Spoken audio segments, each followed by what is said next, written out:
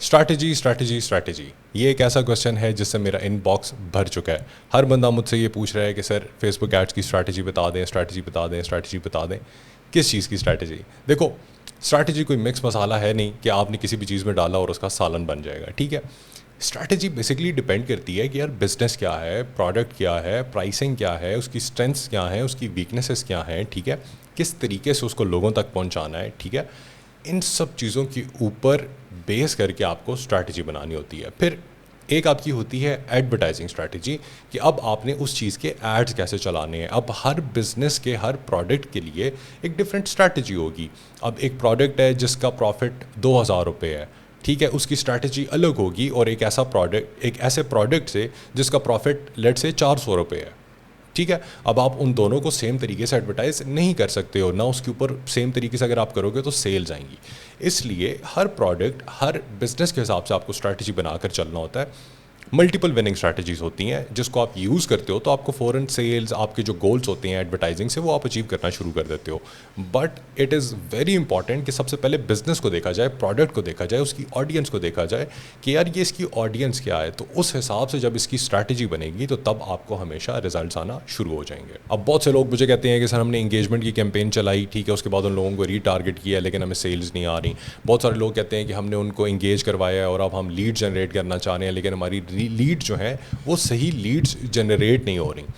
अब ये सबसे फजूल स्ट्रैटेजी है। देखो मेरी बात सुनो, अब अगर आप जिन लोगों को आप टारगेट कर रहे हो, जिन लोगों को आपने इंगेज करवा दिया अपने एड्स के साथ, लेट से इन द फर्स्ट प्लेस अगर वो सही ऑडियंस थी ही नहीं जिन्होंने इंगेज किया है, अगर वो सही ट्रैफिक थी ही नहीं जिन्होंने आपके ऐड के साथ इंगेज किया है, तो उनको रीटारगेट करने का क्या फ़ायदा होगा? कोई फ़ायदा नहीं होगा, ठीक है, क्योंकि वो ऑडियंस ही गलत थी। इसलिए बहुत इंपॉर्टेंट है कि आप रिसर्च करके अपने एड्स को सेटअप करो। और जब आप अपने एड्स को सेटअप करते हो तो उसके बाद एक सबसे पहला जो फेज़ होता है वो होता है टेस्टिंग का। आपने टेस्ट करना है कि कौन सी ऑडियंस सही ऑडियंस है आपके लिए, ठीक है। फिर उसके बाद अगर आप उनको रीटारगेट करते हो तो उसकी कोई सेंस बनती है, लेकिन उसके बगैर जब तक आपने वेरीफाई नहीं किया हुआ कि यार ये ऑडियंस मेरी सही ऑडियंस है, तब तक आप उसको रीटारगेट करो भी तो कोई फ़ायदा नहीं है। तो आज हम डिटेल में इससे पहले ऑलरेडी एक वीडियो मैंने इंगेजमेंट कैंपेन के ऊपर डिटेल में बनाई हुई है जिसमें मैंने सब कुछ सिखाया है कि सेटअप कैसे करना है, क्या स्ट्रैटेजी रखनी है। उसमें हमने एक एग्जाम्पल बिजनेस को भी बेस करके रखा हुआ था, ठीक है। तो उससे आपकी बहुत हेल्प होगी, उसको ज़रूर देख लो। आज हम एक और एडवांस्ड स्ट्रैटेजी को देखेंगे, ठीक है, इंगेजमेंट कैंपेन के लिए, कि हमने कैसे अपनी इंगेजमेंट कैंपेन को यूज़ करना है अपने लिए रिजल्ट्स निकालने के लिए, ठीक है। तो without waiting let's go to the computer screen और आज हम देखते हैं कि हमने एक और अपनी डिफरेंट स्ट्रैटेजी कैसे यूज़ करनी होती है इंगेजमेंट कैंपेन्स के लिए। अब इंगेजमेंट की कैंपेन पे अगेन वही तरीका है जो इससे पहले मैंने आपको बताया है अपने एड्स को सेटअप करने के लिए, कैंपेन, एड सेट, एड्स, ठीक है। लेकिन इस बार हम लोग यूज़ करेंगे एडवांटेज कैंपेन बजट, ठीक है। लास्ट टाइम अगर आपको याद हो तो इस ऑप्शन को हमने ऑफ रखा था। अब हम इसको यूज़ करके एक नई स्ट्रैटेजी देखेंगे कि हम किस तरीके से अपने लिए बेहतर से बेहतर रिजल्ट्स लेकर आ सकते हैं इंगेजमेंट की कैंपेन्स पे। अब इसको आपने ऑन कर देना है इस बार, ठीक है, और यहाँ पे आपने अपने बजट को सेटअप कर देना है। अब एडवांटेज कैंपेन बजट क्या चीज़ है, ठीक है, इसको थोड़ा सा समझ लेते हैं क्योंकि जब ये आपको समझ आ जाएगी तो फिर आगे आपके लिए रिजल्ट्स निकालना बड़ा आसान हो जाएगा। एडवांटेज कैंपेन बजट बेसिकली क्या होता है कि जैसे हम इससे पहले हम लोगों ने मल्टीपल एड सेट्स बनाए थे और हर एड सेट को हमने स्टार्टिंग में टेस्टिंग के लिए $5 का बजट दिया था। अब लेट से अगर हम लोग एक कैंपेन में 5 एड सेट्स बनाते हैं और हर एड सेट को $5 का बजट देते हैं तो वो हमारा हो जाएगा तकरीबन $25 पर डे के ऊपर हमारा ऐड चल रहा होगा, ठीक है। अब एडवांटेज कैंपेन बजट क्या करता है कि बेसिकली आपको मैनुअली एक एक एड सेट को बजट नहीं देना होता। आप इसमें मल्टीपल एड सेट्स बना सकते हो एक कैंपेन के नीचे, और फेसबुक क्या करता है कि आप जो टोटल बजट यहाँ पर दोगे पर डे बजट, ठीक है, डेली बजट जो आपका होगा, वो उसको डिवाइड कर देगा जितने भी एड सेट्स होंगे आपकी कैंपेन के नीचे उनके बीच में, ठीक है। फॉर एग्जांपल अगर 5 एड सेट्स आप बनाते हो एडवांटेज कैंपेन बजट के ऑप्शन को यूज़ करके, तो ये फेसबुक ऑटोमेटिकली आपका जो $25 का बजट है वो $5555 के हिसाब से सारे एड सेट्स में डिवाइड कर देगा। लेकिन अब इसके अंदर एक टेक्निक होगी। अब फेसबुक एक काम करेगा,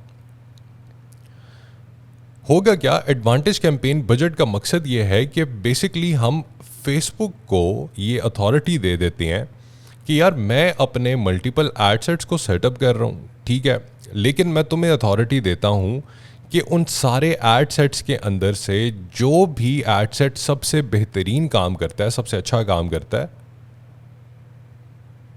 तुमने मेरा बजट उसके ऊपर ज़्यादा लगाना शुरू कर देना है, ठीक है।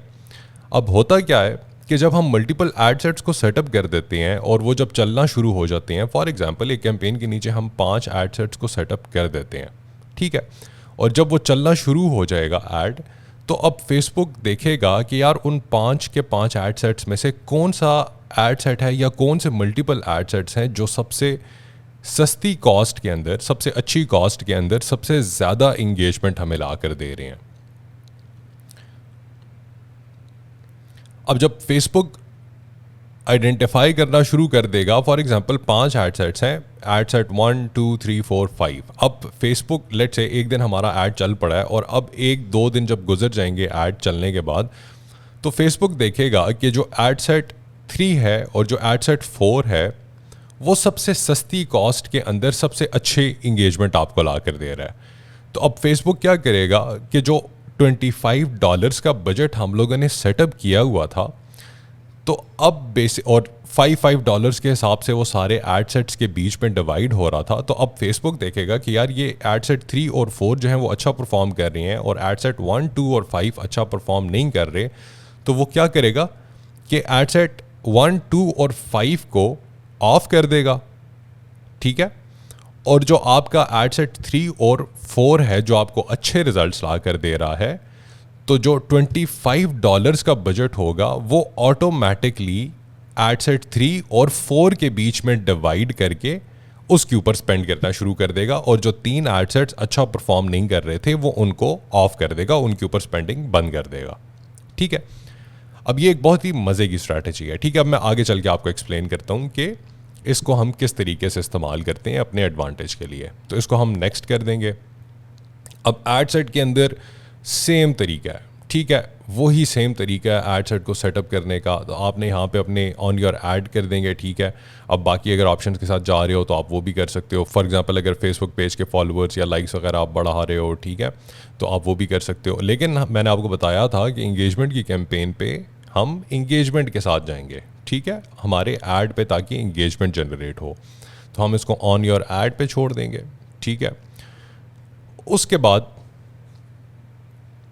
आपने आ जाना है ऑडियंस कंट्रोल पे, ठीक है। अब हमने यहाँ पे अपनी ऑडियंसेस को सेटअप कर देना है। तो अगेन हम इसको मैनुअली भी कर सकते हैं। एडवांटेज प्लस ऑडियंस के लिए मैंने बिल्कुल एक अलग से वीडियो बना दी है, ठीक है, मेरे चैनल पे आप उसको जाकर देख सकते हो, जो कि बहुत अच्छा काम करती है एडवांटेज प्लस ऑडियंस। लेकिन उसका एक सही तरीका है, अगर आप उस तरीके से उसको यूज़ करते हो तो आप उसको ज़रूर जाके एक दफ़ा देख लो, आपको बहुत सारी चीज़ें उसमें बड़ा क्लियर हो जाएंगी, ठीक है। तो इस वक्त हम ओरिजिनल ऑडियंस पे चले जाते हैं, ठीक है।